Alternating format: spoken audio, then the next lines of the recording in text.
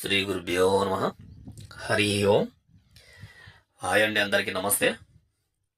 ఈ వీడియో వచ్చేసి కామ వశీకరణ అన్నమాట.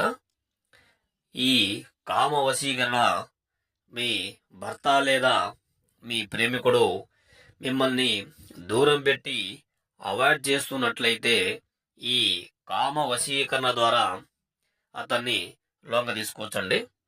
అలాగే మీ భార్య లేదా ప్రేమికురాలు మిమ్మల్ని గనక దగ్గర రానివ్వకుండా అవాయిడ్ చేస్తున్నట్లయితే ఈ కామ వశీకరణ ద్వారా వాళ్ళని కూడా లొంగ తీసుకోవచ్చు.